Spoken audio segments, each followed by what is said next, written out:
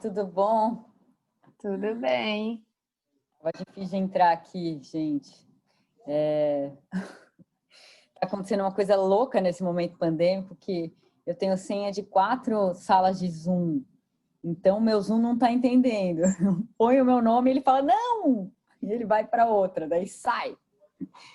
Aí eu descobri que você tem que sair de tudo, log out, tudo. Aí você entra com a sua. E eu não posso estar no e-mail da USP. Se eu tiver com o e-mail da USP, dá pau. Afe Maria. Aí sai de todos os e-mails, fecha tudo. Aí abre o Zoom, põe o e-mail. Ai, mas tudo bem. Hoje qualquer sala ia dar certo, né? Qualquer personalidade, né? Num sala. Sempre tem uma coisa nova, né, para descobrir. Uma coisa assim, é que a gente tá, como meus sobrinhos falam, entrando na fase 2 do game, entendeu? Agora a gente já sabe jogar, agora tem várias salas, aí, né? Aquela coisa, já eu quero desenhar desse jeito, quero montar grupo, né? Vamos lá? Como é que vocês estão? A gente espera todo mundo, já tem 25. Isso. Deixa eu dar uma olhadinha aqui no chat. Não, só boa tarde. Não sei se a gente espera, assim, chegar a 30 ou começamos. O que vocês acham? Normalmente tem tido 30, eu esperaria um pouquinho. Uhum. Sempre tem um rolo assim desses. Esperamos um pouquinho. Sim, podemos esperar aí uns até 5:10. O que vocês acham? E a gente começa? Tudo bem. Vou aproveitar e vou pegar uma água, então. 4 minutos.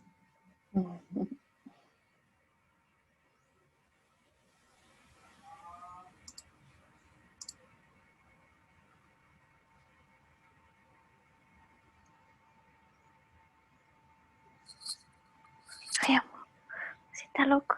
Quer brincar?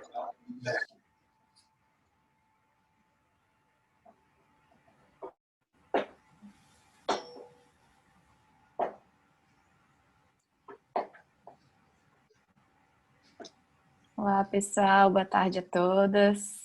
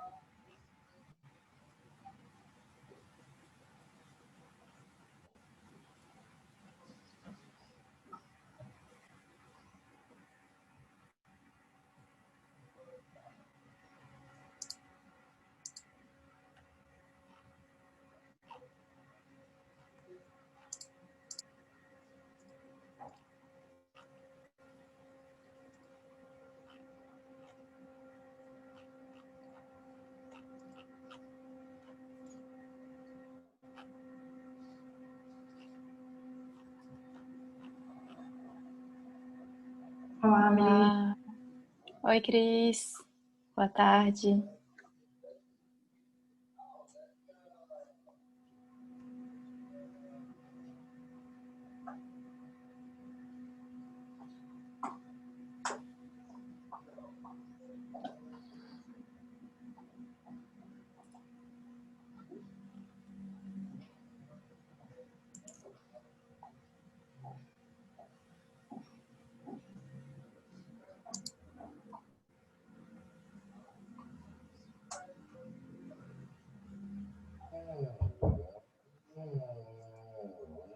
Julia,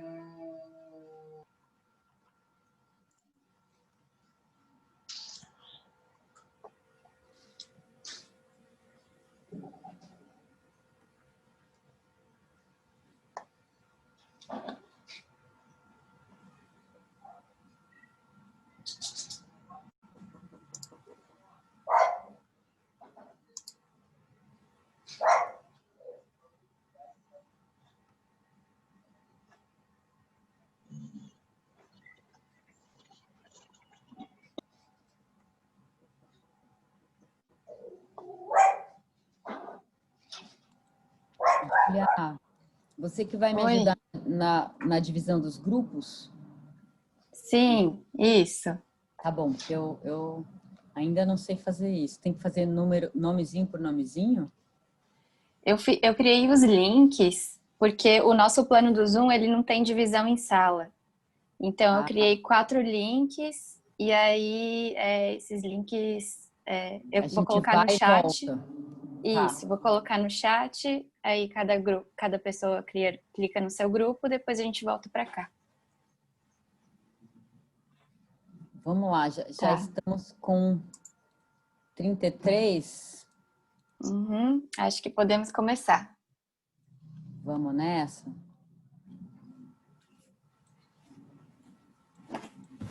Vamos lá, peraí, deixa eu parar de deixar umas...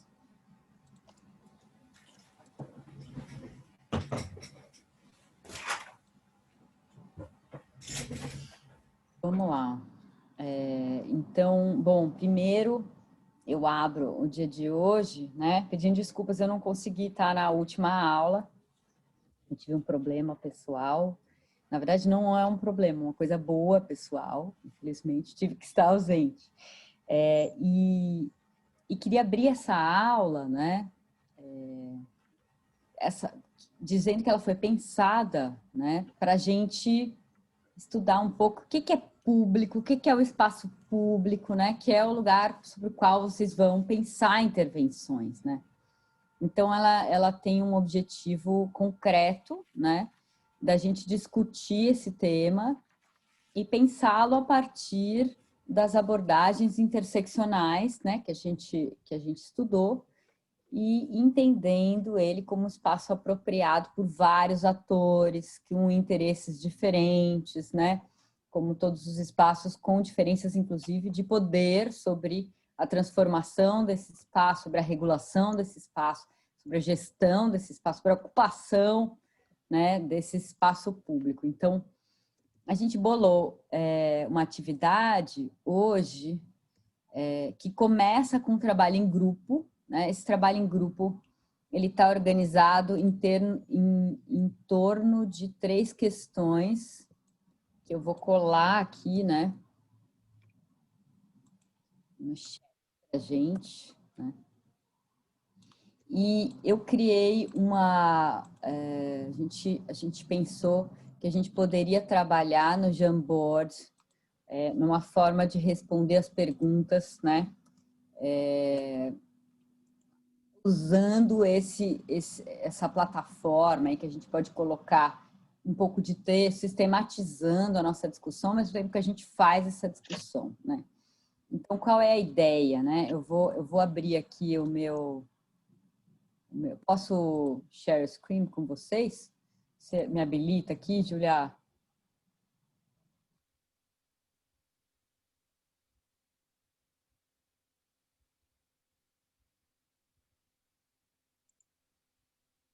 Mas a ideia é cada grupo, vocês estão entrando aqui tô vendo um povo entrando no Jamboard, né? A ideia é que cada grupo fique com um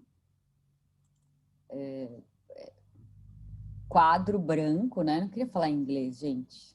Coisa, né? Isso aqui, Pronto, Paula, tá habilitado para você compartilhar. tô habilitada. Vamos lá.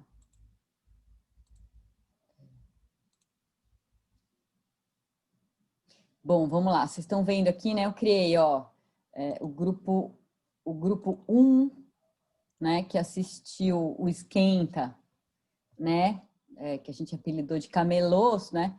Eu criei aqui o que é espaço público, quais são as disputas e conflitos sobre esse espaço, as perguntas, né?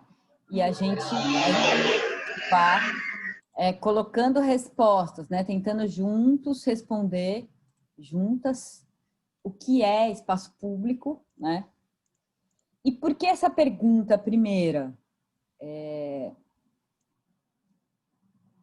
Porque é um conceito muito abstrato, envolve o que é público, envolve divisão de espaço, e tem vários espaços que são de propriedade pública, mas que na verdade foram privatizados por N processos. Então, discutir um pouco, né, esse conceito para a gente depois pensar em como intervir sobre esse espaço, certo? E quais são as questões que envolvem esse espaço. Então, as mesmas perguntas vão estar nos demais grupos, né? Estou abrindo aqui. Opa, consegui. Grupo 2, Indígenas de Florianópolis, tem as mesmas perguntas aqui, né? Também vão ter que responder o que é espaço público à luz do esquenta, né, dos indígenas em Florianópolis. Eles ocupam espaços públicos, né? Como é que se dá essa definição para eles, né? A segunda pergunta é um pouco quais são as disputas, quais são os conflitos sobre esses espaços. Todos os esquentas que a gente pensou têm conflitos e têm disputas. Então, para isso, a gente também precisa entender quais são os atores envolvidos nesses conflitos, disputas, certo? Alguns já estão nomeados no próprio, né? Os indígenas, as camelôs, né? E assim vamos. As indígenas. Grupo 3, Tias do Café, certo? E grupo 4, está no board 5, privatização do espaço na Vila Buarque, certo? O que é o espaço público, quais são as disputas, conflitos sobre esse espaço, né? E o 3 é um pouco a gente está num grupo que as meninas do Bloco B provocaram a gente, vão provocar vocês a pensar em intervenções sobre esse espaço, certo? Então, que intervenções a gente poderia pensar de forma a dialogar com esses conflitos? Ou as nossas intervenções não estão dialogando com elas, como estão dialogando, né? Então, é um momento de ideias irresponsáveis, que eu brinco, né? A gente vai ter que bolar umas coisas. E elas podem ser absurdas, né?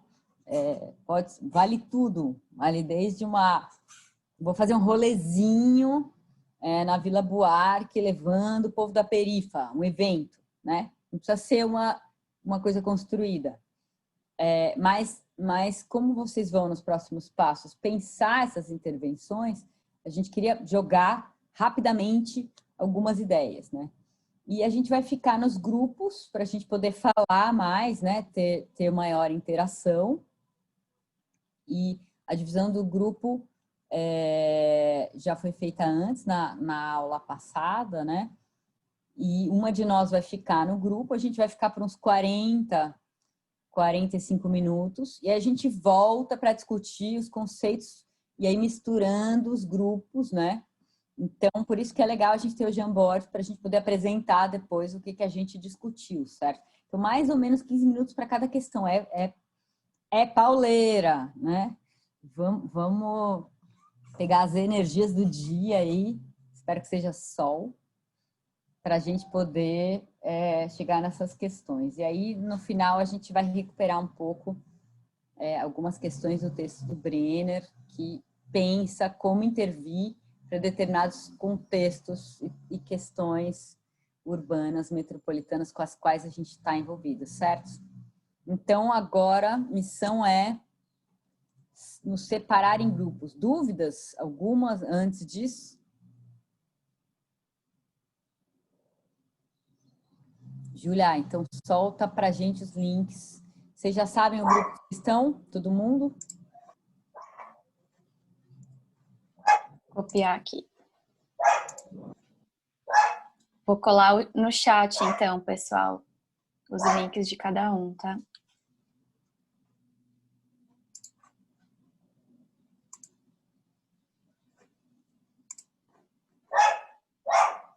Grupo 1.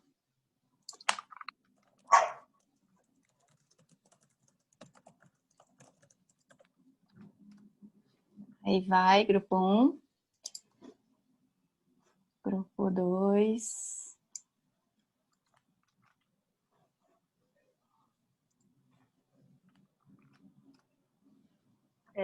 Oi, gente, boa tarde. Ia falar, vamos voltar todo mundo para essa sala às 6, o que vocês acham? Que daí a gente consegue fazer a conversa, fazer os grupos, um tempinho de intervalo e volta. Que tal? Pode ser. Perfeito. Grupo Não 3. perder no caminho. E grupo 4. Eu vou mandar também por e-mail para quem não chegou ainda, mas acho que a gente já está em quase todo mundo aqui presente. Tá. Então tá, gente. Então vamos migrar, né?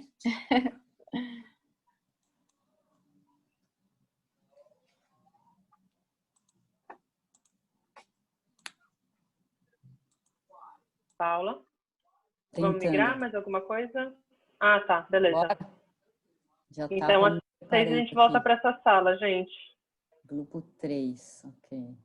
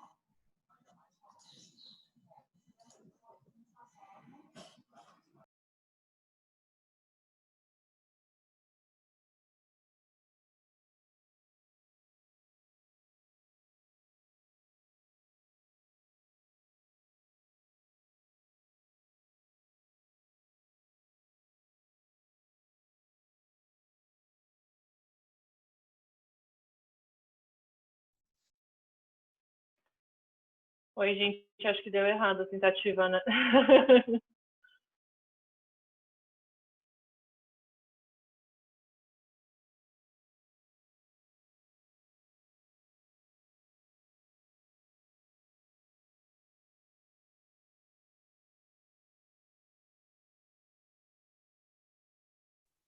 Voltamos. Estamos voltando. Obrigado pelo silêncio. A gente estava cobrando que ainda não descobriu um botão para desligar o áudio do Zoom, que nem dá para fazer com a aba do navegador. Aí podia ter ficado aqui. Então, como é que é, né? Como é que é isso, Eu acho né? que tem que ir nas configurações, que daí você precisa baixar o volume do seu áudio e depois aumentar de novo. Ah, não, ó, tem que desativar áudio, peraí. Desativar áudio e desativar o microfone. É, o microfone. Ah, eu poderia ter... Oh. Não, eu acho que Nas não dá. configurações, é mais complexo. E agora eu não consigo ligar minha câmera. Ai, tem que Eu vou... desligar a outra lá, Paula. Já desliguei, já fechei tudo e nada. Peraí, eu vou fechar radical, tá? Já. Vamos ver se ele tem uma memória de alguma coisa. Ah, não! Fiz uma besteira. Ele está aberto num outro navegador. Agora vai. Oba! Voltando. Vitória! E aí, vamos ver os grupos? Peraí que eu tenho que agora eu fechei tudo. Eu vou entrar no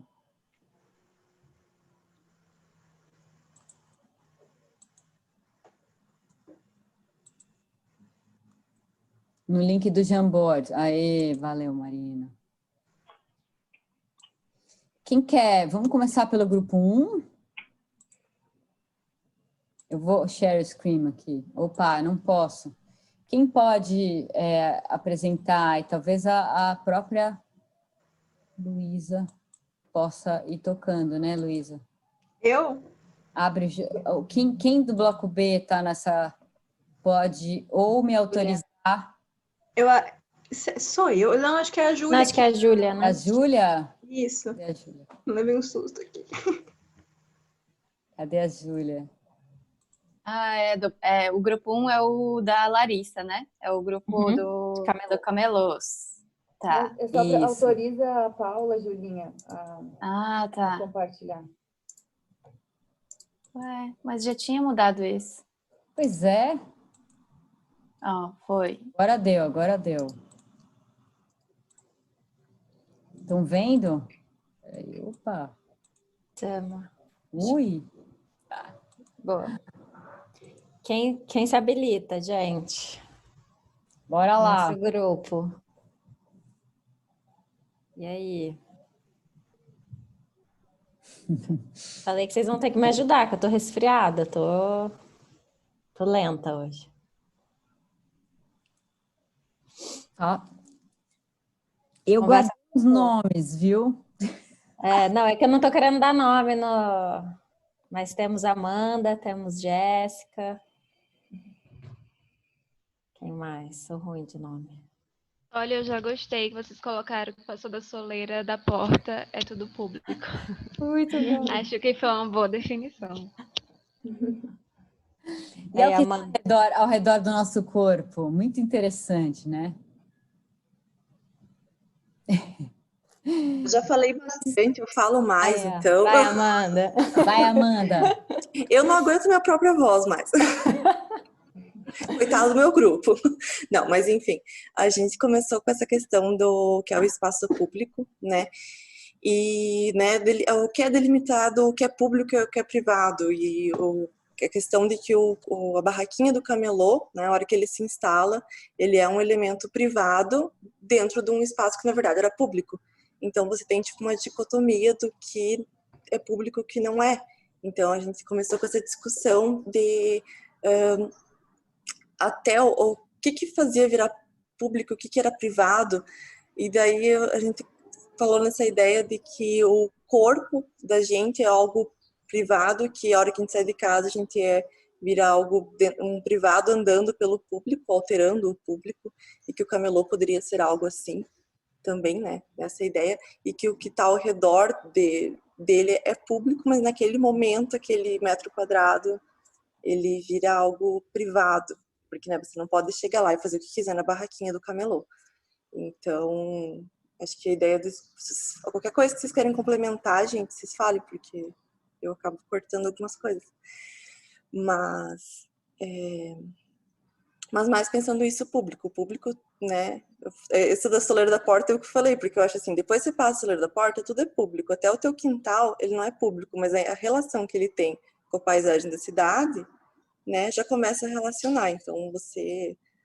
Enfim. E a gente passou bastante tempo na discussão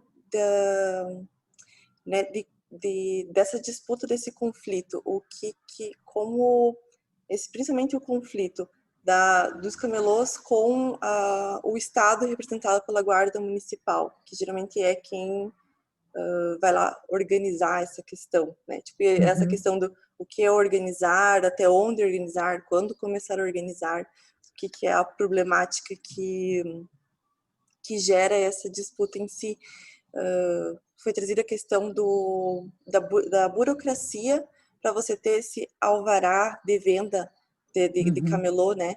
Para você estar legalizado lá vendendo, e como essa burocracia ela é excludente, e que ao mesmo tempo, quando você começa a regulamentar muito essa ocupação do espaço, você está, de certa forma, excluindo alguns que conseguem se regulamentar, e aqueles que não conseguem, né, eles não fazem parte. Então, foi trazida a questão dos haitianos como um exemplo, né, que a própria barreira linguística é a primeira barreira para ele não conseguir estar ali legalizado. Então, muito dessa questão, assim, até onde o Estado tem que intervir, né, e até onde a questão é só uma questão de uso do espaço urbano, e até onde é uma questão também da precarização do trabalho, que está fazendo esse número de trabalhadores informais crescer, na verdade, né, e quanto que eu acho que vai crescer bastante, né, a gente concordou que a previsão agora é cada vez mais. Deixa eu lembrar o que... E também a precarização do trabalho é também de quem consome, né, esses produtos, né? Porque a gente também está precarizado, né? Em crise, sem grana. Então, você acaba comprando, aí você vai né, também reforçando essas possibilidades nesses lugares. Eu gostei dessa discussão de regulamentação, não regulamentação, né? Sem nenhuma regulamentação, pode sair do controle? Raíssa, você anima em contar um pouquinho? Tô aqui só jogando bola. Bom, deixa eu ligar minha câmera. Tinha comentado que... Ai, meu Deus, tô nervosa. Essa questão da regulamentação, como é um pouco complicado, posso dizer, dessa excessiva vontade de formalizar tudo isso, porque eu sou de Brasília, de uma cidade que é muito teoricamente organizada e tenta colocar e implantar muitas regras em cima disso, e que a partir disso a gente já não tem movimentação nenhuma. Ao mesmo tempo que a gente não tem os camelôs, a gente não tem movimentação nenhuma, o que remete muito à questão da não movimentação da rua, da insegurança. Eu não comentei no grupo, mas aqui em Brasília foi feito um galpão para colocar todos esses camelôs, com proposta de reduzir impostos e etc., para eles conseguirem estar lá. Só que foi uma coisa que não deu certo, e hoje lá é completamente vazio. E eles conseguiram adaptar e colocar uma instituição pública, que foi o Detran, para você conseguir tirar a carteira, mas foi apenas isso. Então, essa excessiva vontade de regulamentarizar tudo acaba atrapalhando um pouco a organicidade da organização social, assim, vamos dizer. Então, E até perde o sentido, né? Porque um camelô está onde as pessoas passam, né? Qual o sentido deles estarem num lugar confinados, né? Sim, ainda mais... É muito comum você ver esses projetos não darem certo, né? Que o camelô que está ali na entrada do shoppingzinho vende bem, mas para dentro não vende, né? E vai ficando aqueles lugares meio abandonados. Não sei se vocês já viram esse lugar, né? Aqueles tipo outletzinhos, né? Isso tem muito assim aqui no Brás, mas sei lá, tem em outros lugares, né? Vamos falar também sobre esse segurança privado pago pelos lojistas, né? O que vocês falaram aí? Só quero complementar que eu trabalhei num camelô em Cascavel. E Olha, ele era Amanda! exatamente esse formato de lojinha, assim, era um U num terreno com as lojinhas, e realmente vendia mais quem estava lá na frente. A gente estava mais no fundo, não vendia tanto. Então era uma coisa Não meio... abandonava? Ah, ficava 3 meses, desalugava. Ficava 3 meses.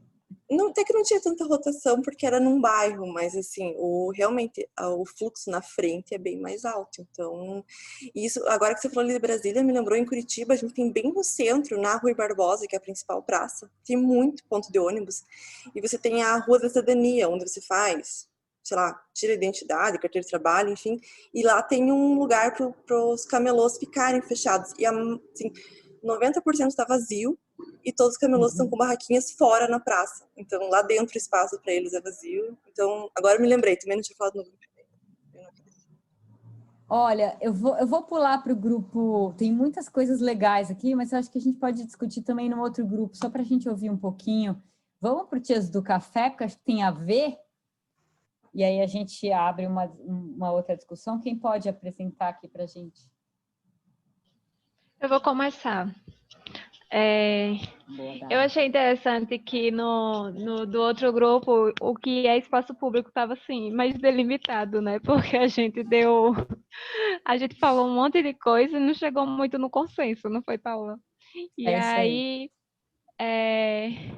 a gente falou um pouco sobre essa questão do condomínio, que é aquela área interna é comum, mas não é um espaço público, porque não é todo mundo que pode entrar, que nem todo espaço público é para todos, porque existe muitas vezes um certo tipo de controle quando as pessoas tentam entrar em determinados espaços. E aí a gente acabou falando dessa questão de quem são os donos, porque no Tias do Café a gente descobriu que algumas pessoas que vendem as coisas na rua não são os donos da sua própria barraquinha. Às vezes quem é o dono é uma outra pessoa que tem vários pontos com essas barracas, com essas bancas, e essas mulheres trabalhando meio que quase um trabalho assim, exploração mesmo, porque elas ganham pouco. E aí a gente acabou falando também dessa questão de quem são os donos, que a calçada é de propriedade pública, mas quem cuida, quem faz a manutenção são os donos ali do lote. E em relação às disputas, o principal disputa é o que elas chamam de rapa, que vão tirar as coisas deles caso eles não estejam legais, né? Uhum. Mais alguém quer falar?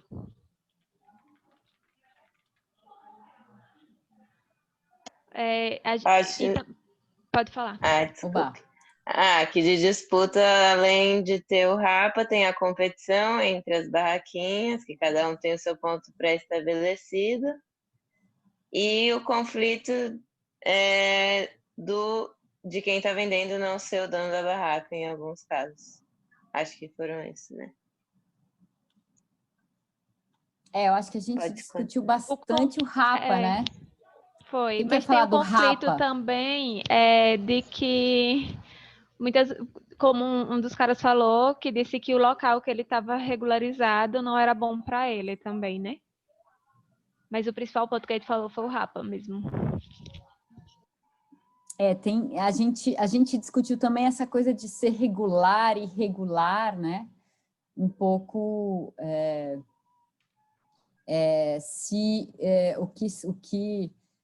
o que resolve é legalizar, porque o próprio cara estava legalizado e não quer ficar naquele lugar, ou por vezes eles estão legalizados, eles não ficam no lugar que eles estão legalizados, ficam em outro, que o outro ponto é melhor, porque está na passagem.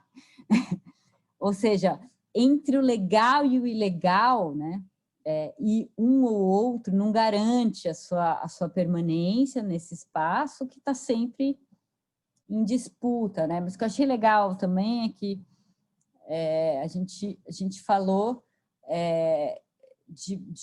da diferença entre os proprietários, quem faz a gestão do espaço, dono do lote, que tem que fazer a gestão da calçada, né? O dono da banca sobre o espaço público, ele privatizou o espaço público na hora que ele montou uma banca ali de camelô, que a calçada é de propriedade pública, é um bem público, mas que carros também acham que são donos da calçada, carros / donos de carros, né? Coloquei um donos aí.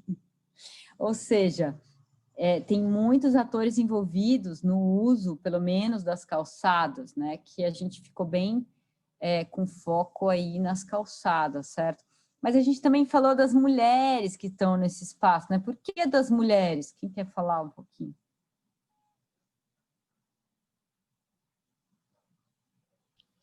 Primeiro que as mulheres geralmente estão nesses trabalhos informais por conta desse trabalho doméstico que muitas vezes atrapalha encontrar um trabalho formal pelo cuidado das crianças e tal. E uma das coisas que a gente percebeu na fala das pessoas, que foi comentado no grupo, é que elas disseram que as mulheres daquele local, não trabalhariam como naquele trabalho.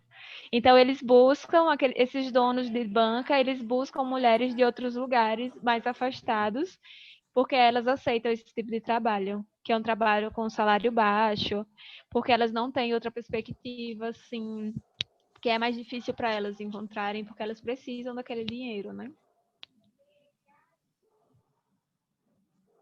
E a gente falou também que elas entraram, né, no mercado de trabalho quando ele se precarizou, mas também apareceram outros grupos, né, tipo imigrantes, né? Vocês também, do grupo 1, falaram outros grupos, não? Sociais. Sim. A questão do migrante, inclusive, como uma disputa interna aos camelôs, por vezes, né? Podemos depois puxar esse fiozinho também. Que tem o explorado do explorado. A gente colocou aqui, quer ver?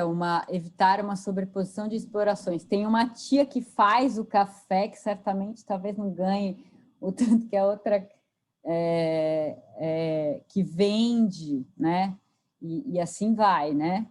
E talvez não ganhe nada, talvez ela incorpore isso num trabalho, em tese, doméstico, né? Que no final o marido coloca para vender. Paula, só puxando o que a gente pensou como intervenção, eu achei que deveria acabar com o Rapa, mas outras coisas que foram pensadas era quando está ligada a um estacionamento, esses lugares das bancas, talvez tirar pelo menos por algumas horas, esse estacionamento para que tivesse mais espaço para essas pessoas que têm banca, e a ideia de formar algum tipo de associação cooperativa dessas mulheres que normalmente vêm do mesmo local, mas que não se conhecem, que elas pudessem ter suas próprias bancas e não depender de outra pessoa, e que tivesse mulheres da própria comunidade que pudessem fazer essa comida também, né? Valorizar esse trabalho da mulher. E, inclusive, essa questão do carro, porque precisa ter um carro, né, para levar esses produtos para o lugar. Então, ter um carro onde pudesse servir para todas as mulheres e levar para esses pontos onde elas trabalham. A gente pensou mais nessa questão, não do espaço exatamente, mas dessa ligação, dessa comunidade das mulheres que trabalham nisso. Acho que tem uma diferença grande entre os dois grupos, né? No nosso, a ideia da autonomia da mulher como vendedora, ganhando seu próprio dinheiro, vendendo seu bolinho que ela mesma fez, e que café foi por água abaixo, né? Na verdade, tem um cara por trás que pega elas bem longe, né? Ou seja, não são quaisquer mulheres que topam esse trabalho, são elas e topam porque ganham pouco, mas porque elas têm filho, porque não conseguem entrar no trabalho formal, né? Então, também tem aí uma escolha de um público, né?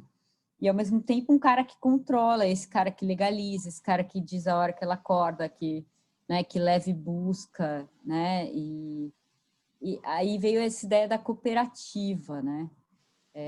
Mas ficou bem claro que tem hierarquias de poder dentre eles mesmo, dentre quem opera, né?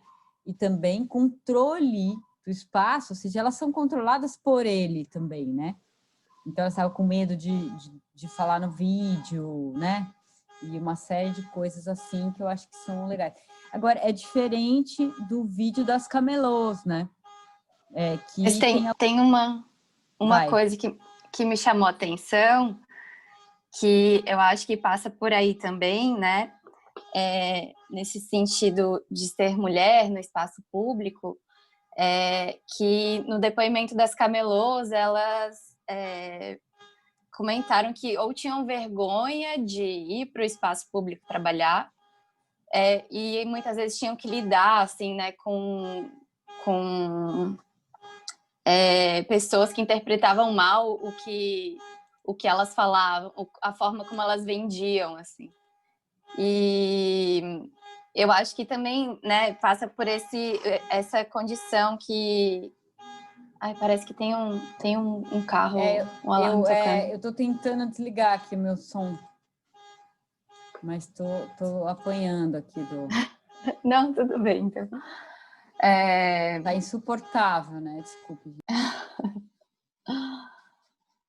Mas acho que nesse sentido os dois grupos se entrelaçam um pouco, assim, né? Tipo, porque tem alguém que leva elas até o espaço público e dá esse start, e no outro esse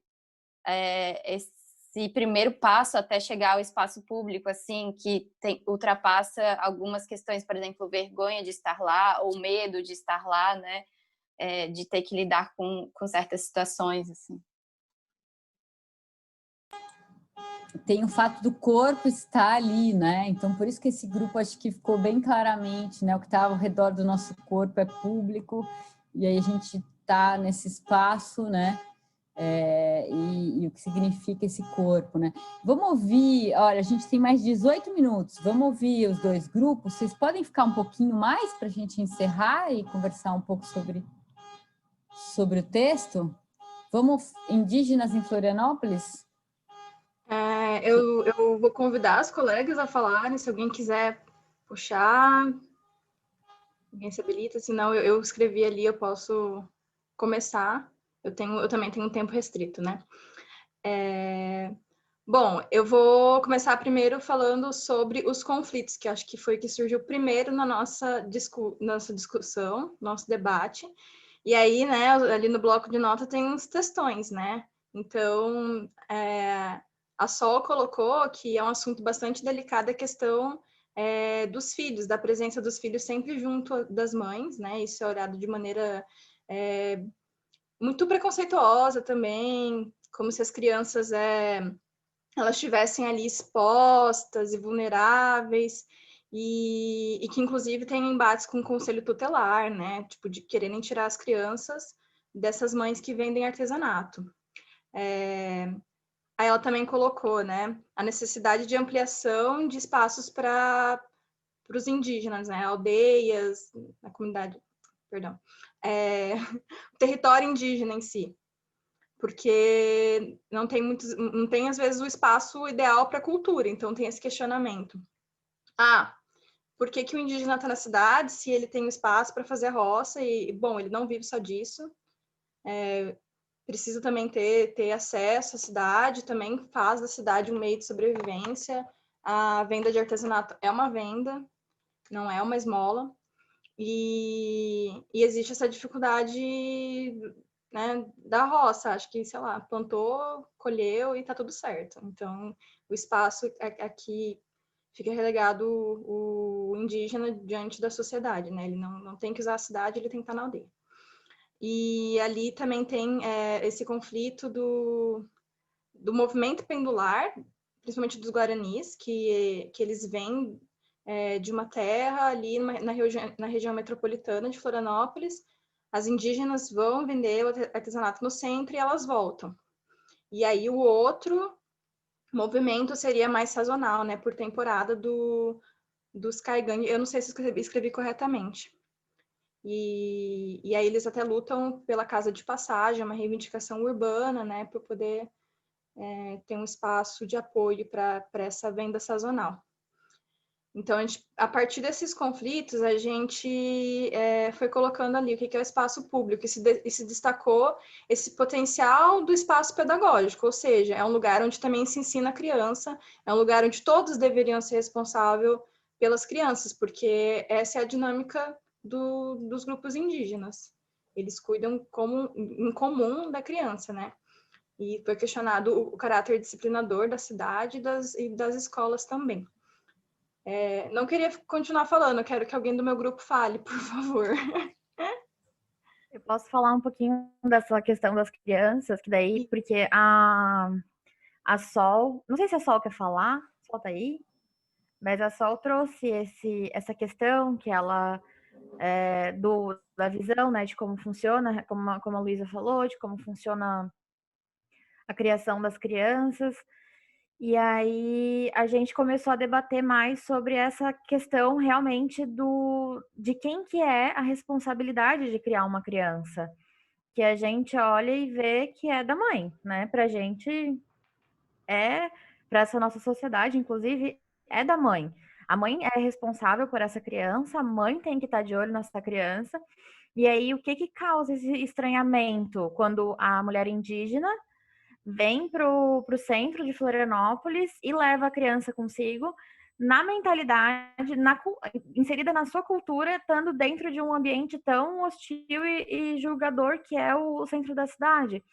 Aí a Sol, ela trouxe o relato de que, tipo, a criança fica solta na aldeia, só que, na verdade, ela não tá solta, ela não tá sozinha. Todo mundo tá de olho nessa criança. Tipo, todas as pessoas têm responsabilidade. E isso deveria ser traduzido também para as cidades, porque é uma coisa que é importante. E aí, a gente foi também para a questão da inserção da criança indígena na sociedade, no centro da cidade, como uma forma de inserir a mulher indígena nesse centro, porque a partir do momento, e não só a mulher indígena, né, e a gente consegue expandir esse debate, mas a partir do momento que a gente garante o direito à cidade para a criança, a gente também garante o direito à cidade para a cuidadora da criança dentro do nosso sistema.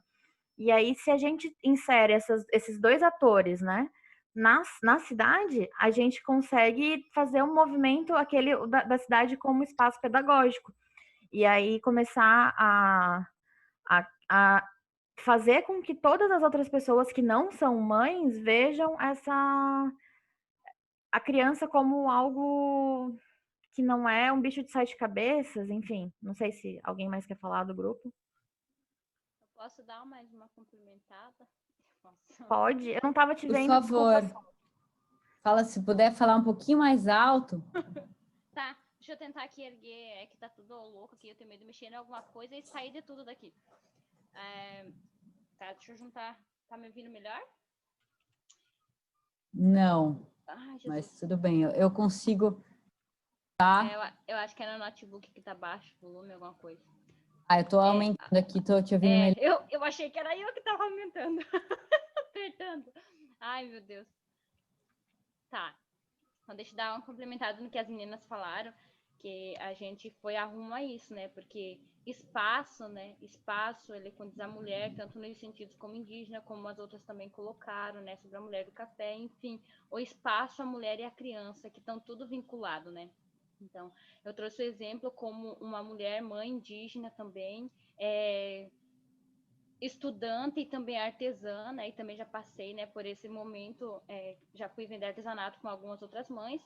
Coloquei a situação das mães que estão aqui em Florianópolis, que são a maioria que são Guarani, então elas vêm e elas voltam para casa, mas também tem a questão das mães caigangue que vêm, mas elas vêm de muito longe, né, de Rio Grande do Sul, de Nanoá, então desses lugares mais distantes, onde estão localizados os povos, os indígenas da etnia caigangue, que são da minha etnia. Então, ela já não tem essa facilidade de vir e retornar o mesmo dia para casa por questão de tempo, né, e também condições financeiras, e que não se dá para ir todo dia para Chapecó e vir todo dia, né.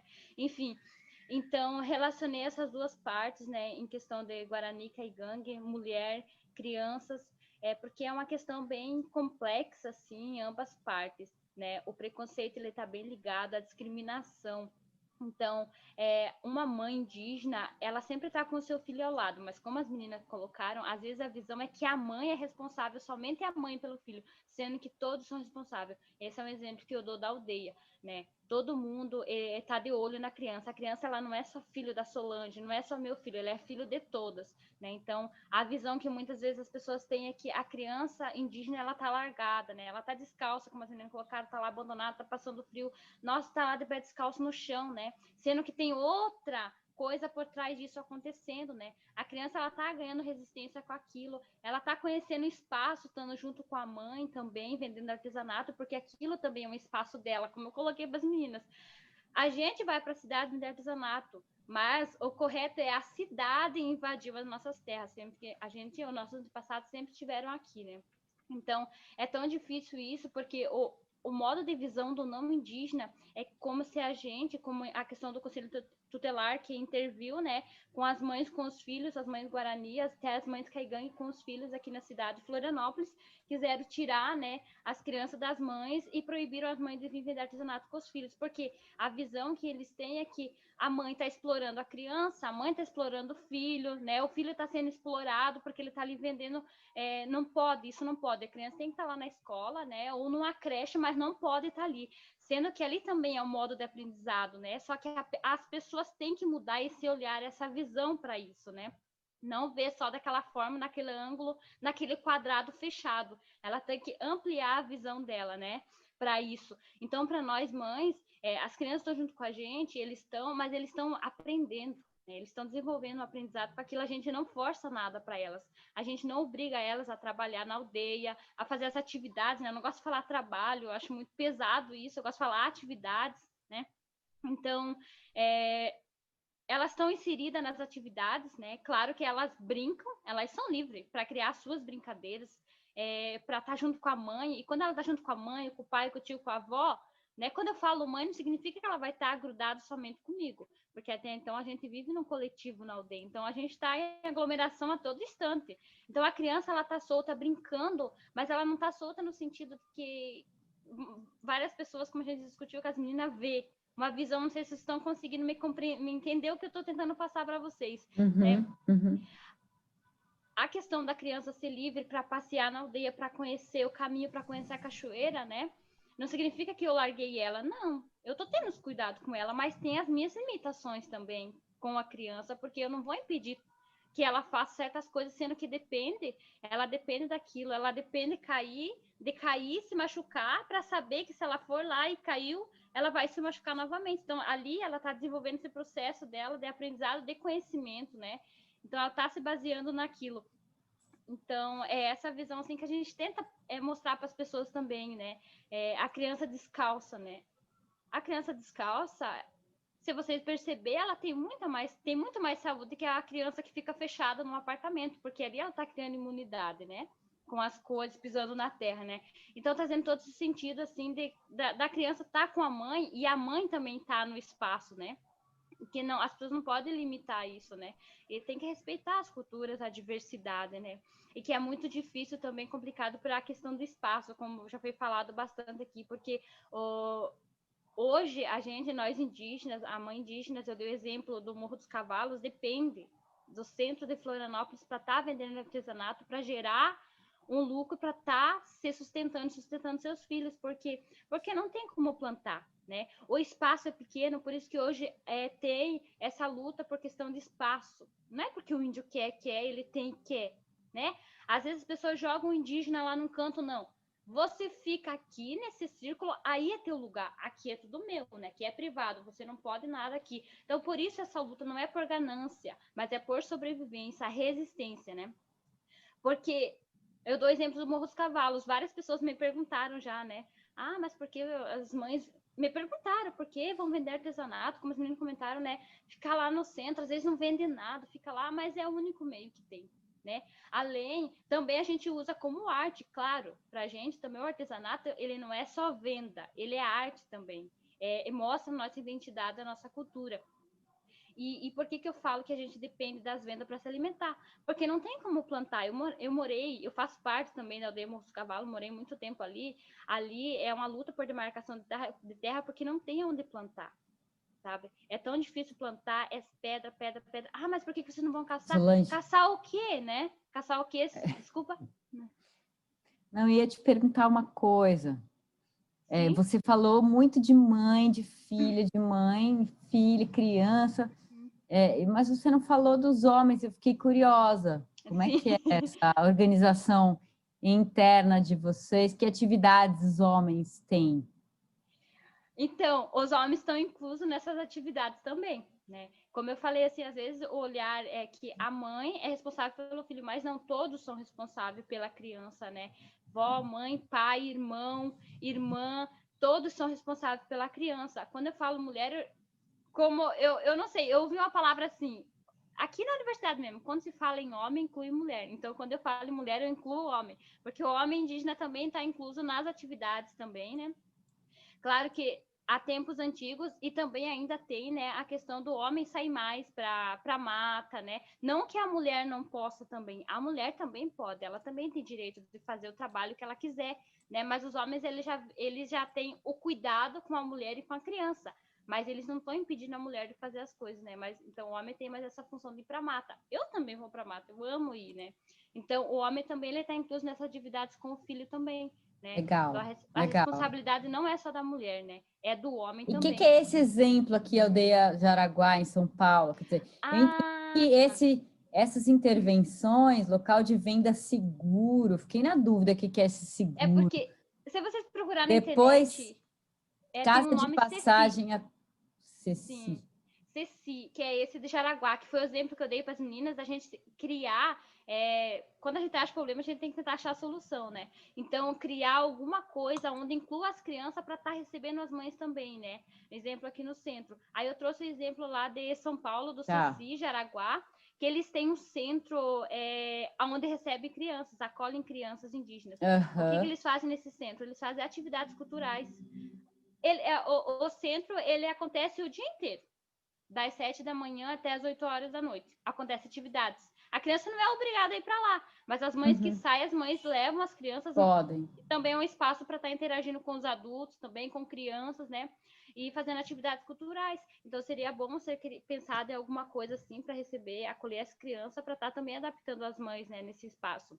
Acolhendo as mães. Legal o grupo de vocês ter colocado espaço público é o lugar de encontro, né? Por natureza, esse lugar de encontro, né? Ou para atividades comerciais, né? Mas também vocês colocaram espaço democrático, lugar de exercer o direito à cidade, né? O que é esse espaço público democrático? A gente falou pouco, né? Mas vários dos espaços centrais são lugares de manifestações, são lugares de posicionamentos políticos, né? Vocês falaram um pouco sobre isso?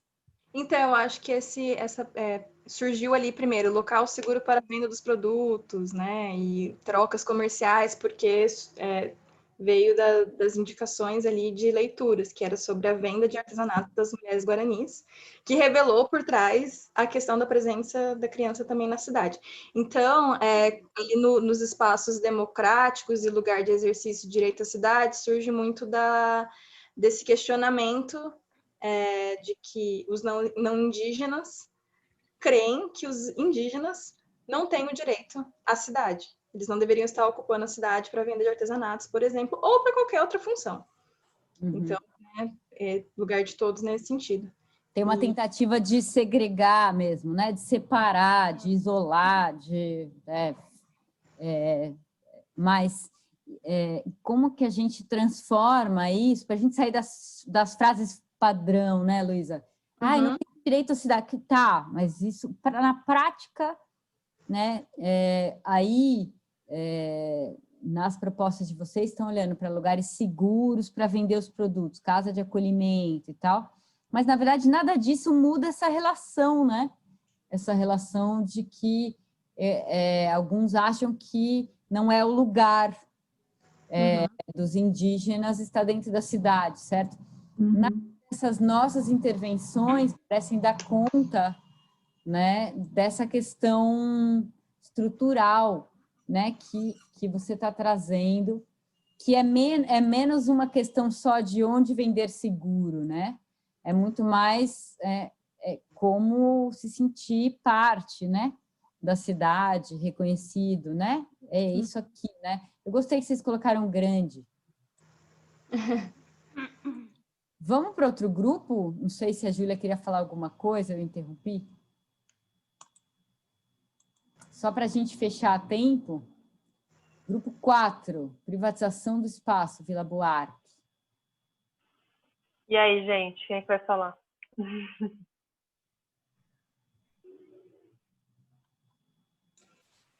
Posso começar e aí a gente vai se complementando, né?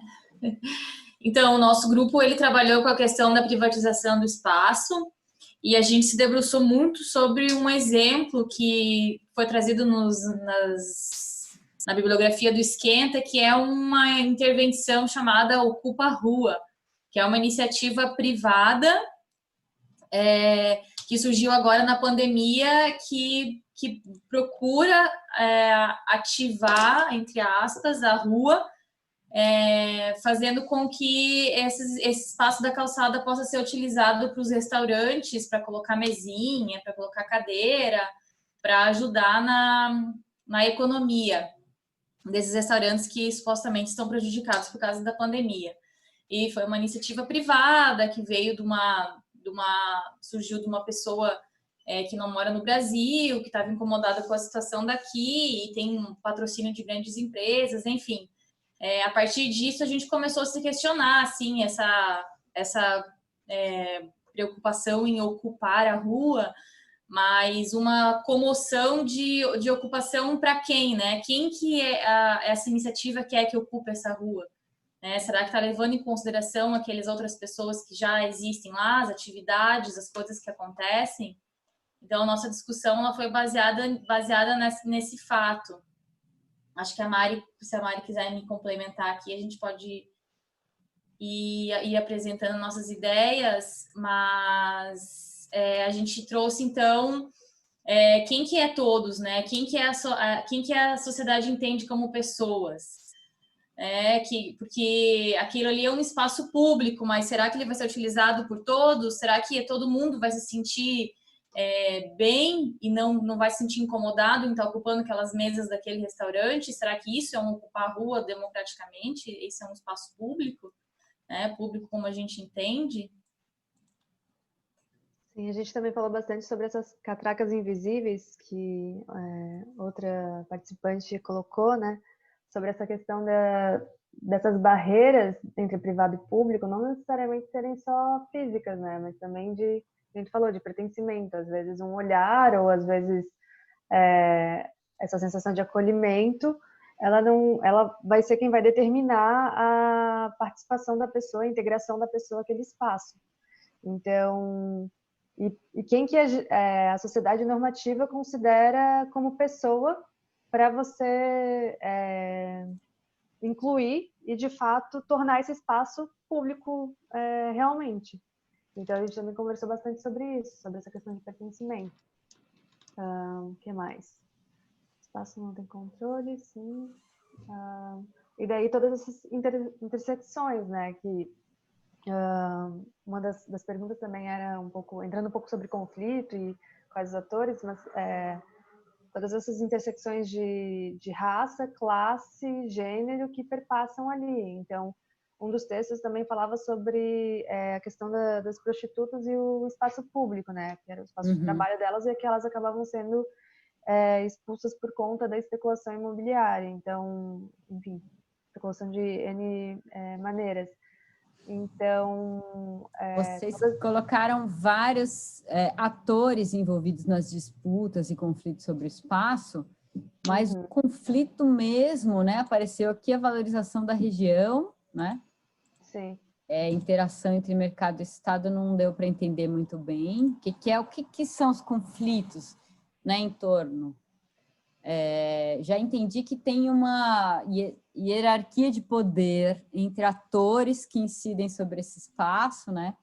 E que vocês estão chamando de mercado imobiliário ou dos donos de restaurante ou comércios da região, né? Diferente de prostitutas, novos moradores, enfim, né? Sim, a questão principal também tem a ver com essa... Um dos textos também falava sobre a hipsterização, ou seja, falava um pouco sobre esses agentes que, num primeiro momento, se interessavam por um espaço, por eles ter essa diversidade cultural e começavam a ocupá-lo, só que isso gerava especulação imobiliária e acabava expulsando a população que já estava ali. Tinha algumas teorias sobre se realmente a gentrificação acontecia por conta desses agentes ou se, na verdade, era uma junção de Estado e mercado que fazia isso de forma conjunta. Então, tem essas duas linhas também. Aí a gente conversou sobre essa intervenção que foi trazida, a partir de uma mulher de alta classe, que não estava em Bordeaux, e daí ela, junto com seus amigos, colegas, conhecidos, juntar dinheiro para propor como modificação em relação à crise, os parklets, né, que acabavam beneficiando exatamente esses donos de grandes restaurantes que já estavam consolidados, enfim, porque a premissa dela era de que ela estava se sensibilizando com as pessoas que estavam sofrendo com toda essa crise. E daí a gente volta lá para aquela questão inicial sobre quem que realmente toda essa especulação urbana de fato contribuiu, né? Porque as prostitutas e essa população minoritária acabava sendo mais expulsa por conta dessa nova ocupação e dessa especulação em cima de imóveis do que realmente ser ajudada. Então, aí a gente comentou um pouco sobre essa questão de aumento de preço de aluguel, tanto para ex-moradores quanto para pequenos comerciantes, porque ali, no exemplo trazido, falava sobre ajuda a restaurantes que já eram bem consolidados, mas, digamos, um pequeno comerciante que paga um aluguel também vai sofrer os efeitos dessa dinâmica. E o que mais? Enfim, acho que, em resumo, eu gostei. Vocês não querem comentar um pouquinho? Eu achei engraçado vocês proporem aqui uma cobertura multiuso que possa abrigar feiras, espaço para dormir à noite. Isso é o Minhocão, né? Sendo que vocês estão do lado do Minhocão, né? Interessante isso ter aparecido. Sim. Uma das primeiras... A gente passa pelo Minhocão e não acha que é uma solução, né? A gente acha que é um problema, né? Então, acho que esse grupo trouxe algumas questões aí importantes para os arquitetos, né? E eu vou fazer uma ponte, né, a partir desse grupo, para a gente pensar, que eu acho que eu queria deixar algumas ideias a partir desse debate, né? A gente queria para vocês levarem para as propostas, né? Então, um pouco os limites da nossa atuação como arquitetos, né? Então, a gente deu um texto para vocês conseguiram ler do Brenner, né? Alguém conseguiu? Quer comentar?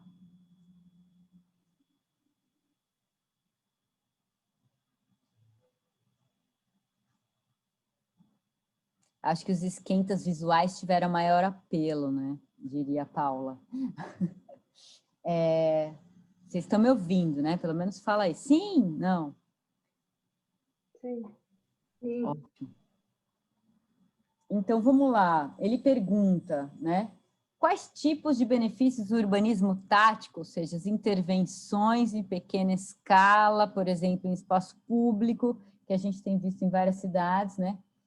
Podem oferecer às cidades que vivem sobre o rápido crescimento populacional, intensificação da reestruturação industrial, agravando as infraestruturas físicas e sociais inadequadas, que aumentam níveis mais crescentes de polarização das classes sociais, que ajudam a proliferar os desastres ambientais e a vertiginosa alienação popular, né? Aí eu pergunto para vocês, ele está fazendo essas perguntas para o urbanismo tático, né? Eu pergunto para vocês, do que a gente discutiu de formas de opressão estruturais, né? Desde os indígenas, sobre grupos dos indígenas aqui, mas sobre as prostitutas, né? Sobre as mulheres que têm relações patriarcais e hierárquicas no trabalho, as tias do café, né? Ou elas como uma exploração do mercado de trabalho, como uma resposta à própria precarização do trabalho, né? Que tipo de intervenções que a gente propôs aqui dariam conta, né, de enfrentar essas questões estruturais? Alguma delas?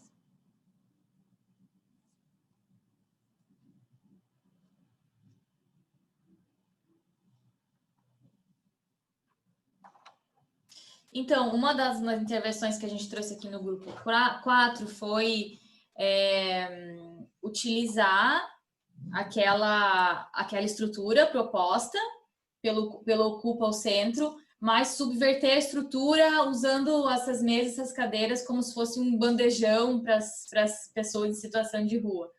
Então, eu acho que as intervenções elas não vão mudar, né, a situação, mas elas podem ser dispositivos de reflexão, ou pelo menos de provocação, né? Talvez seja mais essa a função do que mudar essas estruturas que já estão intrincadas e enraizadas, né?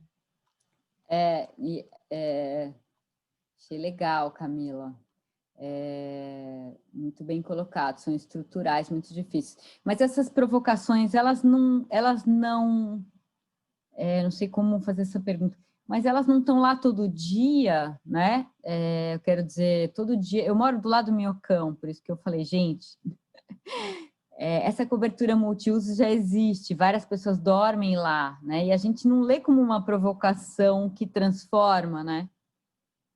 A gente, eu digo sociedade, né? Muitas vezes a gente lê como um espaço a ser limpo, né?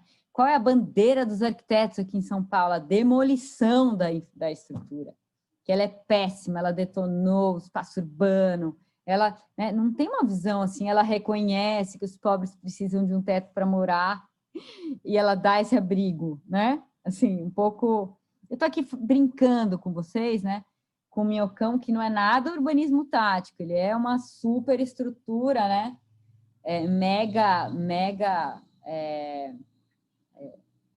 Muito grande, né? No caso de São Paulo. Mas, por exemplo, se a gente pegasse intervenções, né, que a gente propôs, tipo, tentativas de legalizar e evitar o controle coercitivo, né?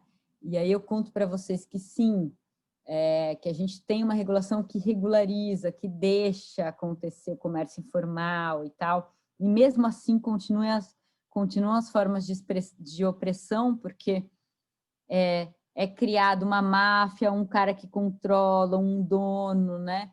E que acaba determinando quem ele vai contratar, que ganha menos, mais explorado, né? Que a gente não está dando autonomia na forma de legalização, né?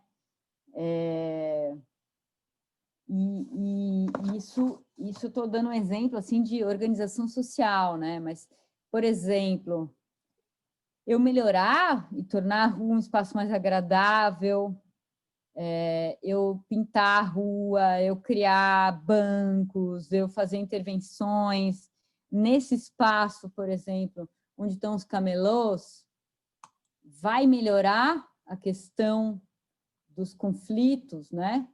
O que motiva os conflitos com o camelô? O que está por trás de questão estrutural que faz com que mulheres sejam camelôs e estejam no centro desse conflito pelo espaço público?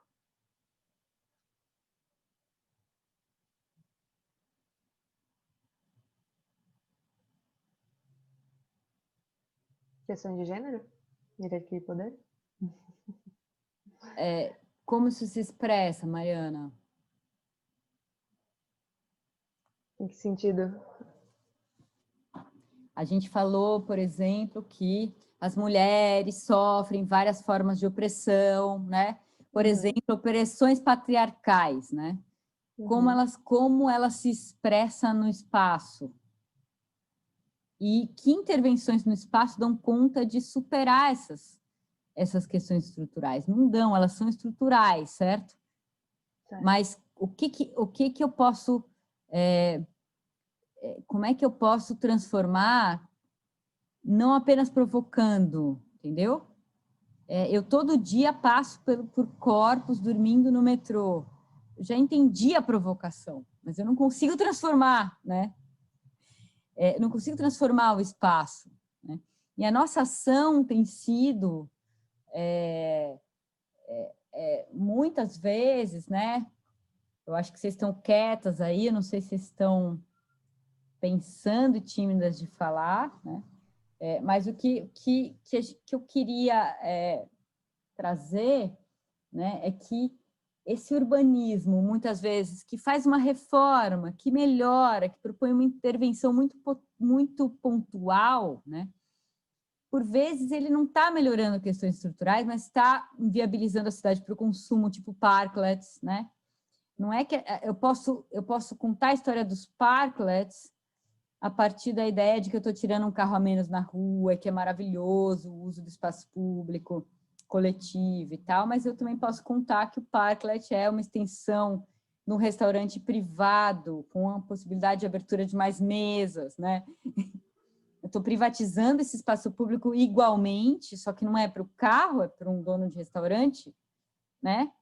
Ou eu também estou privatizando esse espaço público na hora que eu coloco um camelô lá, e que tem interesses, e que precisa disso para viver, né? E que, enfim, ou seja, como que a gente vai incidir sobre o espaço público, que é uma das propostas do urbanismo tático, se a gente não entende que a gente tem diferentes atores incidindo sobre esse espaço, com interesses diferentes, né? E que, por vezes, são mais próximos de interesses públicos, mas, por vezes, são muito mais uma privatização do Estado, do espaço, né? Ou por motivos legítimos, sobrevivência, né? Ou por motivos comerciais. Eu quero ampliar aqui o número de mesas, né? Do meu restaurante, né? E a gente coloca juízos de valor, né? Estou pegando os parklets, mas que eu queria que vocês saíssem um pouco da casinha, né? Porque, no fundo, os arquitetos, toda intervenção que a gente faz é valorizadora por natureza, né? É um pouco a nossa função, né? Então, urbanização de favela, eu estou valorizando uma favela, né? Ela é valorizadora. Tem alguns que estudam e mostram que tem uma mudança de população, né? Ficam camadas mais altas ou ficam camadas médias, por vezes. Quem é mais pobre não consegue ficar na urbanização, vai para outro lugar. Quem é mais rico sai, consegue ter mobilidade, enfim, né? Então, as nossas ações, por natureza, valorizam, né? A questão é quem que a gente está reconhecendo e valorizando, né? E reconhecer os limites dessas valorizações, né? Um urbanismo tático não atinge essas questões estruturais que o Brenner, no texto, trabalha como questões estruturais da reestruturação produtiva, da reestruturação e divisão de classes, da opressão do neoliberalismo lido muito a partir de classes onde esse urbanismo tático entrou, né, ou a acupuntura urbana entrou como uma resposta que a gente está achando possível na escala local para grandes problemas, né, sejam eles relativos ao neoliberalismo, sejam eles as opressões estruturais, raciais, né. Só que o espaço não dá conta, né? O que ele traz nesse texto, que eu acho que é legal da gente pensar, né? São algumas características, né? Desse urbanismo neoliberal, que vai olhar urbanismo tático e acupuntura urbana, vamos dizer, como as transformações possíveis e legais, né? Quando, na verdade, ele fala, né, ele traz aqui alguns cenários, né? Ele fala que pode ser um reforço, né? Por exemplo, o urbanismo pode aliviar algumas falhas de governança e consequências sociais disruptivas do urbanismo neoliberal. Então, eu sei que vários grupos não têm o mesmo acesso ao trabalho, as mesmas possibilidades de acesso a serviços, né? E aí eu vou lá e coloco uma banquinha para alguma coisa, ou regularizo, né? Algumas famílias em um lugar específico, controlado e bonitinho, né? De preferência, né? Ele internaliza, né? Eu acho que algumas questões do neoliberalismo, e eles são funcionais, eles não atrapalham o projeto neoliberal, né? Então, na hora que eu vou, por exemplo, crio um camelódromo, né? Eu não estou, eu estou deixando, eu eu, em tese, dei uma solução para os camelôs, né, que a gente conversou, mas eu tirei eles da vida das ruas, né, vou lá e coloco no camelódromo, certo? Em tese, dei uma solução, resolvi, mas não resolvi, né? Porque eu resolvi a situação de alguns, porque vários têm que continuar na viração, reinventando formas de trabalho e de relação para ganhar dinheiro, para tocar a vida, né?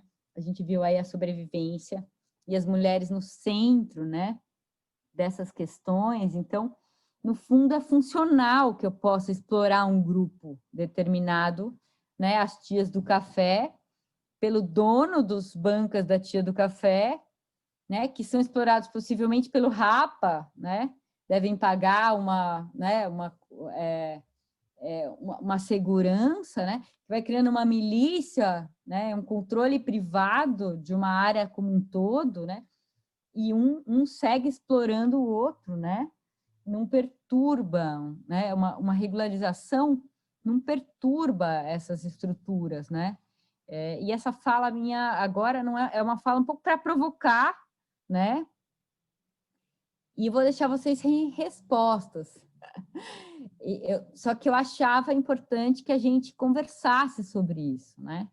Que a gente percebesse, né, que o espaço público é esse espaço em disputa, que tem poderes, que é privatizado por uma série de atores, de forma legítima, de forma menos legítima, de forma que eu gosto mais, que eu gosto menos, né?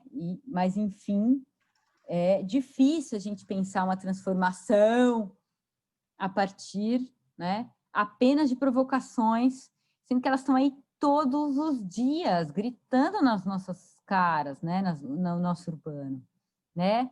Na hora que eu vejo lá uma indígena no centro com os filhos, eu estou pensando, pô, ela teve que vir com a filha aqui, teve, e é um modo de cultura dela, por que não reconhecer, né? Um pouco é o que a Sol estava trazendo, como todos estarem juntos, né? Comentários. Dá tempo de eu fazer algum comentário? Não sei se temos uns minutinhos aqui. Uma coisa que eu fiquei pensando, assim, na tua fala, primeiro porque, né, eu enxergo, assim, eu não li o texto porque eu não vi que tinha o texto, gente, perdão. Mas, assim, eu não vi no fim do documento. Mas o urbanismo tático entendendo como uma ativação rápida, né, uma ativação rápida mais uma provocação. E eu enxergo, assim, desde o tempo da faculdade, duas desconexões, né? A primeira desconexão entre o urbanismo legislativo, quando você pensa, vamos pensar num plano diretor, e o urbanismo desenho urbano, né? Eles são desconectados e tem um interesse para eles serem desconectados. Então, teoricamente, nós temos planos diretores participativos, teoricamente, porque a gente sabe que, né, quantos são os exemplos de realmente participação popular, né? Muito poucos. E então você tem essa legislação que é feita pelo Estado, por pessoas, por interesses, e você tem depois um desenho urbano feito de uma praça, de um parque, que seja pelos profissionais da prefeitura, sem nenhuma interação ou conversa com as pessoas, então um não conversa com o outro. Então eu vejo que muito está do desenho urbano ele não tem como atingir essas questões estruturantes porque não está conectado com essa parte legislativa que, de certa forma, poderia ter alguma conversa com uma solução desses problemas sociais, que também eu sempre fico em dúvida, agora é uma questão mais uma dúvida, mais do que uma fala minha, mas até onde a gente, com o arquiteto urbanista, consegue atingir essas questões estruturantes, né? Eu sempre tenho muita dúvida até onde a gente consegue ir, parece que às vezes foge da mão da gente. E outra coisa que eu vejo uma desconexão entre você, às vezes parece que tipo, você vai lá e faz uma urbanizaçãozinha de alguma área daquela favela e tal, e você melhora aquela área, enfim, porque às vezes, eu acho que às vezes a desconexão entre melhorar o espaço ou você está melhorando para as pessoas, você está melhorando o espaço pelo espaço. Eu acho que muita intervenção, muita coisa é feita o espaço pelo espaço.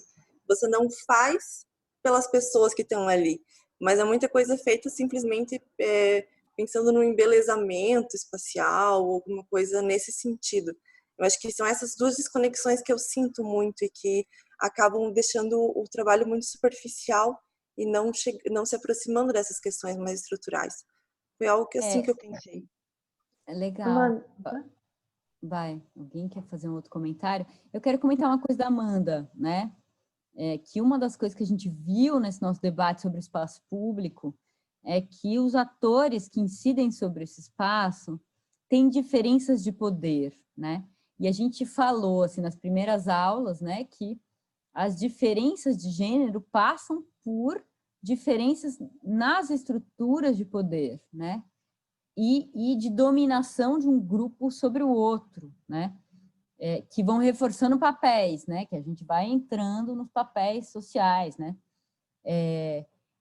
Aí a gente pega essa cidade que tem desigualdades de poder e esses atores, né? Se a gente pegar todos os donos das ruas, os donos das calçadas e colocar todo mundo junto, né? Para discutir um projeto para calçada, como a gente faz isso se tem essa desigualdade total de poder entre eles, né? Então, imagina se eu chamo aqui os moradores de rua e falo, olha, vamos discutir aqui com a gente se a gente demole o Minhocão ou não demole, né? Eles não estão empoderados, né, para falar, não quero, não, eu moro aqui, né, estou fazendo um exemplo caricato aqui, né, mas um pouco como é que a gente trabalha a participação, que é um pouco que a Amanda trouxe, com situações desiguais completamente de poder, de decisão sobre o espaço, né? Poder de argumentação sobre o espaço, né? Os próprios moradores desses lugares públicos, muitas vezes encaram esses lugares como lugares temporários, né? Eu moro do lado de um trecho do Minhocão que tem uma família que mora lá historicamente. E eles montaram uma casa maravilhoso. Eles pegaram ali o lugar onde eles dormem, aí eles pegaram uma mesa de jantar, uma sala de jantar e colocaram as cadeiras, né? Aí outro dia eu estava passando e ela colocou um vaso de flor no meio da mesa, assim, com as flores, né? No meio do Minhocão, assim, carro de um lado, carro do outro. Eu falei, gente, que coisa louca! Ela consegue ver, ali é o espaço doméstico dela, e ela traz os ícones da domesticidade, né? Para mostrar que aquele espaço é a casa dela, né, também, deles, né, no caso. Tem um sofá, e eles ficam vendo TV no sofá, eles têm uma TVzinha que eles apoiam numa... Né, então, tem um lugar que é o lugar do sofá, tem um lugar que é a sala de jantar, e tem os quartos, que é uma barraquinha, são 2 barracas e um carrinho, que eles dormem embaixo, né? E isso tudo monta e desmonta todos os dias, né? Por que eu estou falando isso? Porque esses espaços, eles são também nossos, eles também têm domesticidades, e poucos grupos acham que aquilo é permanente, né? Inclusive, se a gente chamasse para conversar, talvez não achasse. Vários deles acham que não querem morar ali, entendeu? Então, eu estou só complicando um pouco mais a nossa agenda, né? Para provocar vocês um pouco para os limites da nossa intervenção, né? E isso não quer dizer que a gente não deva melhorar as condições do espaço, né? Agora, como a Amanda falou, como, né? Certamente não é só o desenho, mas o desenho pode ajudar a evitar as hierarquias de poder, né? Então, se eu faço um desenho inclusivo, né? Ou faço opções formais, arquitetônicas, urbanas, inclusivas, eu melhoro essas condições. Se eu estimulo espaços de consumo, eu pioro, né? Tem gente que não consegue consumir, que não consegue estar nesses espaços, né? Então, eu tô pegando muito mais os usos para vocês pensarem. e deixando uma provocação, né, para as próximas propostas, que eu sei que vocês vão para uma etapa propositiva, né? E eu acho que a gente precisa pensar um pouco, né, como que a gente vai fazer essas propostas, certo? Todo mundo cansado já, né? Eu posso fazer uma consideração? Acho que isso que vocês estão falando, de muito do que a Amanda falou, da participação e tal, e também o que a Paula tá falando sobre a visão dos moradores de rua para o espaço público, né? Porque às vezes a gente fica tão na nossa bolha de visão de arquiteto urbanista que a gente sabe como é a cidade, como a dinâmica da cidade é. A gente sabe o que é bom para a cidade, o que é bom para o morador de rua, e daí às vezes a prefeitura vai lá e pede para a gente não pôr alça nos bancos, porque alguém pode dormir lá na praça, eles não querem que ninguém durma na praça.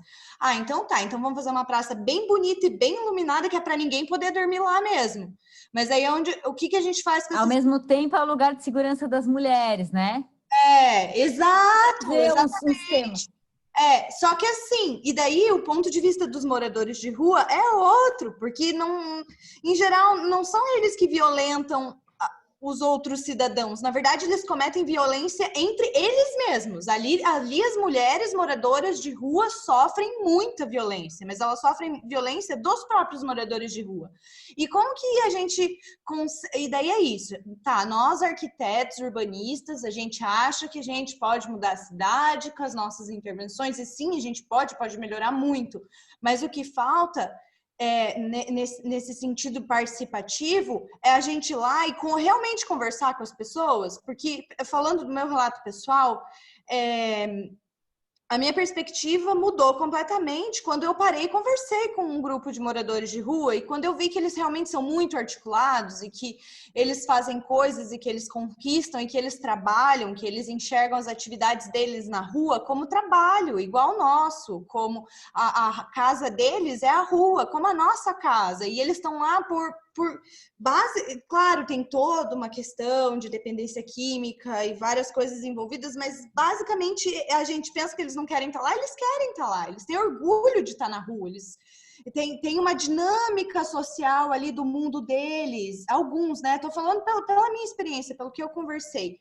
Mas quando a gente se é um grupo heterogêneo, tem os que querem estar na rua, tem os que não querem estar na rua, tem que... Né? Então a gente homogeneiza e fala, não, eles querem uma casa, e a casa é desse jeito, e eu vou fazer assim, eles vão morar lá, né? E pronto, qual é o problema, né? E não necessariamente é drogadição, né? Eu vi uma vez uma fala de uma mulher que trabalha num hospício, e ela falou que eles têm uma categoria lá que chamam os loucos de rua, que a rua é o remédio. Eles vivem na rua porque é o remédio da loucura. Não tem sentido, né, colocá-los enclausurados. Tal. Mas vamos sair um pouco dos moradores de rua, só para a gente provocar. Eu gostei da coisa da iluminação. Né? Eu tava com uma aluna fazendo um projeto num lugar que tem várias prostitutas. Eu já contei isso aqui, Marina? Não sei. E aí ela foi fazer a intervenção, ela falou, eu quero fazer um projeto feminista, gênero, tal, beleza. Foi lá, fez uma intervenção, que era uma delegacia das mulheres, com um lugar para fazer exame de corpo de delito, que chama, né? Quando você é violentada, né? Porque o estupro não é... Como é que é o termo? Estupro culposo? O estupro não é culposo, gente, né? Só para a gente pactuar algum... os exames de corpo de delito, ela fez tudo, assim, incrível para a violência da mulher ser denunciada, a mulher ser cuidada, tal, paranã, numa rua cheia de prostitutas, encheu a rua de luz, certo? Falei, e as prostitutas? Ou seja, a gente mesmo vai esquecendo, né? Do que as nossas intervenções, que são para um grupo mulheres, né, de gênero, super legal, né, como é que eu lido? Ela falou, mas Paula, o que você quer que eu faça? Eu falei, eu quero que você deixe os lugares escuros. Deixe os lugares escuros para as prostitutas. E aí a gente ficou em crise semanas, as duas lá, meu Deus, né? Ela acha que a rua tem que ser assim, como a rua é, né? Que a gente tem que ter espaços que não são os espaços todos conformados, iluminados e projetados e com qualidade, que a gente possa ter lugares sem qualidade, para gente que não tem o mesmo critério de qualidade, mesma cultura de uso do espaço, né? Então, a gente tem muitos desafios, né? Muitos, mas o que eu queria que vocês ficassem é que tem uma diversidade de pessoas, uma diversidade de mulheres, uma diversidade de moradores de rua, sobre a cidade, né? A gente intervindo com vários critérios, né? Do que é morar bem, né? Do que é... Eu acho que essa família, por exemplo, do Minhocão, ela mora bem. Ela tem ali uma questão. Eu passo lá todo dia, porque é o caminho do meu supermercado, né? Até na pandemia eu tô indo, elas estão... por exemplo, ela lava roupa e ela põe para coarar no sol. Não sei se vocês têm essa expressão. Ela pega os lençóis, lava, e ela estende, assim, nos canteiros da Pacaembu, assim, que descem.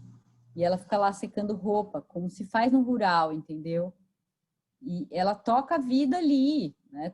Tem uma lógica, e que não é de propriedade, mas que tem domesticidade, que reproduz padrões, né?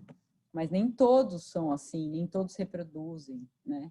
E esse cara já foi, já saiu, já voltou várias vezes. Ele não quer sair de lá, desse lugar. Enfim, mais abri do que fechei. São 7h40, vamos embora? É só para vocês pensarem agora em intervenção com muita provocação na cabeça, para a gente sair um pouquinho do conforto, né? De que a gente não vai produzir espaços seguros para todo mundo, não vai ser iluminado que vai ser seguro para todo mundo, né? Esse chavão ali de fiz assim, ficou bom para as mulheres? Não para todas as mulheres, né? E que a gente tem, sim, diferenças de poder dentro desses grupos todos que a gente olhou, né? Entre eles, né? E que são as interseccionalidades.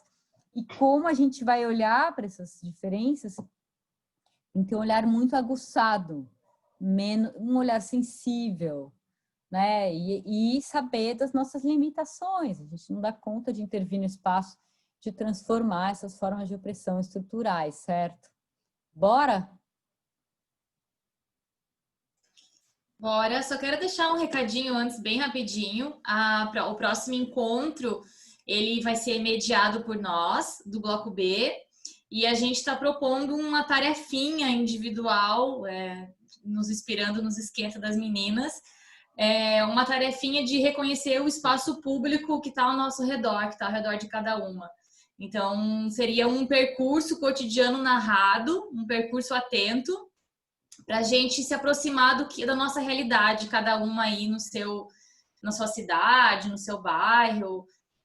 Claro que quem não tiver confortável em sair de casa pela pandemia pode fazer um exercício de memória, de relembrar algum trajeto cotidiano que costumava fazer, mas a ideia é fazer esse percurso atenta às características as características e aos sentimentos que ele vai proporcionar a vocês.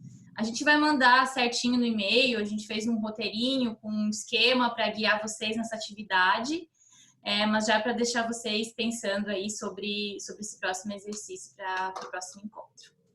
Pintando a cabeça, né? Quando é o próximo, Camila? É quarta que vem? Quarta que vem, aham. Quarta que vem, certo? A gente, então, a gente se despede por algumas aulas e a gente volta no final, né? Um pouco para ver que percurso vocês fizeram e ajudar nessa interação de novo de fechamento, certo, Lari, Marina? Isso, a ideia agora, nesses próximos 2 encontros, é a gente conversar sobre essa possível intervenção que a gente vai criar e nos dividindo em grupos, que a princípio podem ser esses mesmos que a gente se dividiu hoje para discutir. E daí as meninas, a Paula, a Marina e a Larissa, voltam no último encontro, que é o 6º encontro, que aí a gente vai apresentar as propostas que foram pensadas, as intervenções, e vamos discutir tudo junto. Muito legal. Muito bem, gente. Obrigada. Olha, eu acho que ficou super legal a dinâmica lá dos Jamboards. Depois, Camila, faz um PDF ali para a gente troca entre nós, assim, que acho que pode ser bem legal de manter, de ter, né? E retomar nas intervenções. Tem muita coisa que eu não explorei ali por causa do tempo, né? Legal, pode deixar. Tchau, gente. Tchau, gente. Tchau. Até final do mês. Tchau, tchau, gente. Tchau.